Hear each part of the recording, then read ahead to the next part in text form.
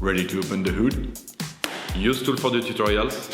And for car parts, the right idea is the Mr. Auto app. Easy, fast, and with better prices than on the website.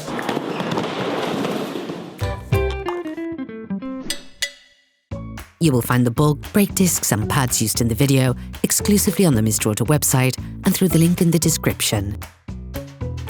Turn your engine off, pull up the handbrake, pull on the bonnet release lever and open the bonnet.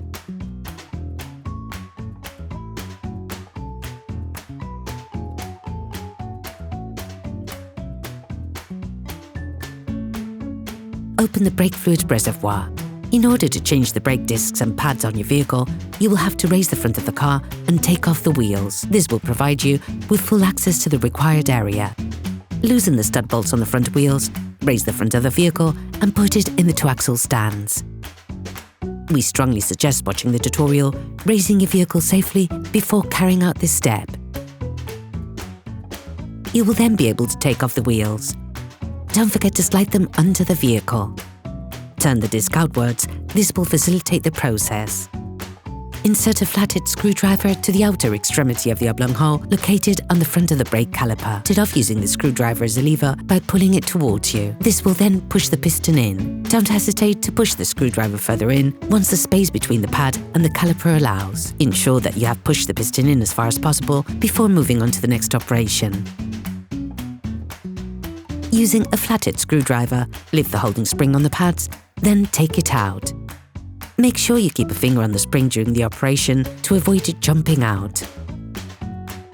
Using a thin flathead screwdriver, remove the caps covering the caliper mounting bolts.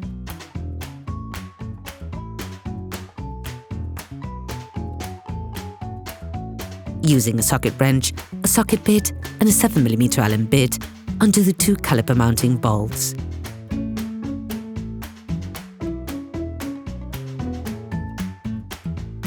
Remove the caliper. You can now remove the pads.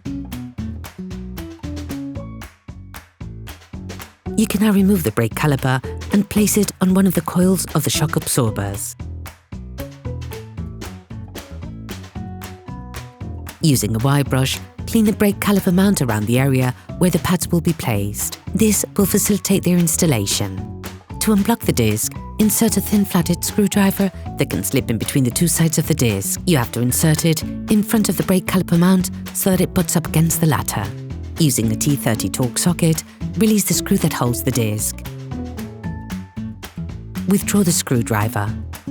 Depending on the state of the nuts on the brake caliper mount, it may be necessary to use a hammer to loosen them. Using a T-handle and a 21mm socket, loosen the first two screws that fasten the brake caliper mount. Finish removing the disc retaining screw to remove the disc. Sometimes the disc may get stuck on the hub. If this happens, use a hammer to remove it. Take the disc off. Clean the hub with a wire brush, and once that is done, coat it with copper grease. This will help avoid deterioration caused by oxidation and aid with future interventions.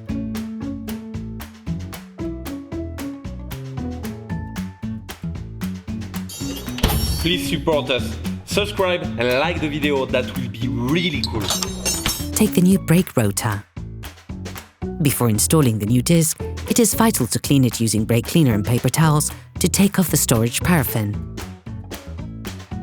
If your new disc is painted, you can place it directly onto the wheel hub.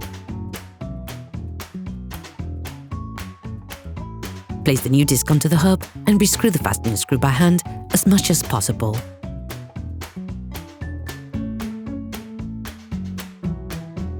Put the brake caliper mount back on, screwing it by hand to begin with.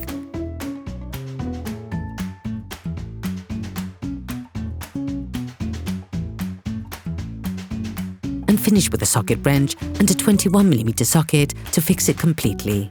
Finish off the tightening with a Torx wrench.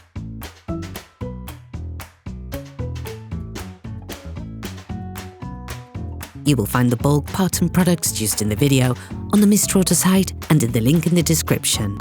Take the new brake pads. Coat the outside of the new pads with copper grease.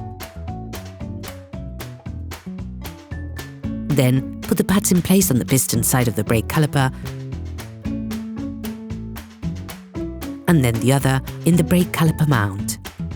Now put the brake caliper back in place, ensuring that the mounting bolts are in front of their housing. Push them in and start screwing by hand.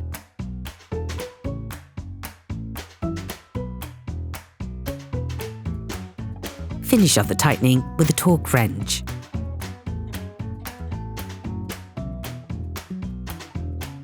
Put the caps back in place. Put back in place the holding springs of the pads. You can use a hammer to help you. Ensure that the spring is fully inserted into the hole. You can now repeat the operation on the other side. Put the wheels of your vehicle back on and lower it to the ground. Before starting your car, don't forget to screw the brake fluid stopper back in. Be careful. Before using your vehicle again, start your car and pump the brake pedal a few times to bring the brake pads together again. Try to drive smoothly and avoid sudden braking for the first 50 kilometers or so to avoid glazing the new pads. Operation completed.